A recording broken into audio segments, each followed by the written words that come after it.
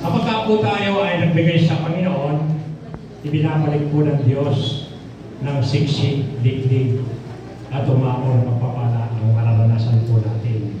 Sabi po nito sa 2 Corinthians, sadali naman po, titignan natin, 2 Corinthians chapter 9. Tandaan ninyo ito, ang nag-aasik ng kukonti ay mag-ahani ng kukonti.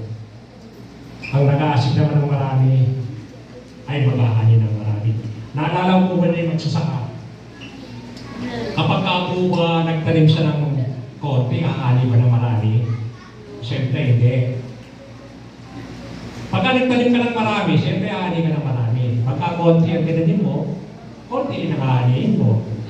Pero sabi naman dito sa sa 7, na bawat isa ay dapat magbigay ayon sa sariling pasya, maluwag sa loob at hindi napipigitan lamang sapagkat ang ibig ng Diyos ay kusang pagkakaloob. Huwag pong mapilitan ang ating mga puso sa pagbibigay sa Panginoon. Kasi ang Diyos po sa puso nakatingin. Amen. Hindi po doon sa ating kapirahan. Mahalaga din po sa harapan ng Diyos na tayo po ay makapagbigay sa kanyang ministeryo. Bakit? Ito po ay nagagamit kasi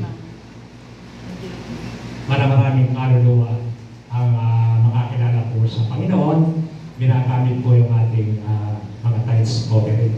Sabi doon sa Malakay 3:10, alam niyo na po yung Malakay 3:10, di ba? Ibigay ninyo ng buong ang inyong mga ikaw. Gusto nga ng Diyos, subukan tayo eh.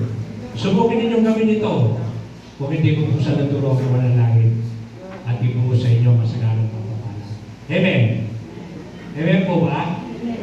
Masaya po ba ang bawat isa kapag nagbibigay ng tithes sa Panginoon? Dapat po maging masaya po tayo. Amen. Sige po, tayo po'y manalangin yung po. Dakilang Diyos, banal, at makapangyarihan sa lahat. Pinupuri ka po namin at pinapasalamatan ka po namin. Salamat, Panginoon. Dahil ang motibo po namin ay makapagbigay po sa inyo. Maibalik po yung aming offering at tithes. God, alam po namin ito po ibabalik po ng maraming beses sa aming po mga buhay.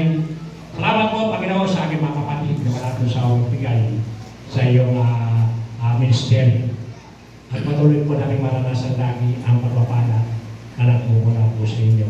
Magamit lamang, Panginoon, ang aming ipagkakalob sa iyo sa kalalawak na iyong ministeryo upang marami po kong makakilala sa inyo sa maraming at sa biblang kapangalan.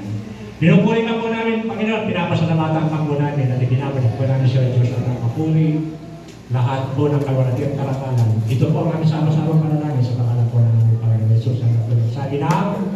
Amen. Ito po, malakpakan po namin.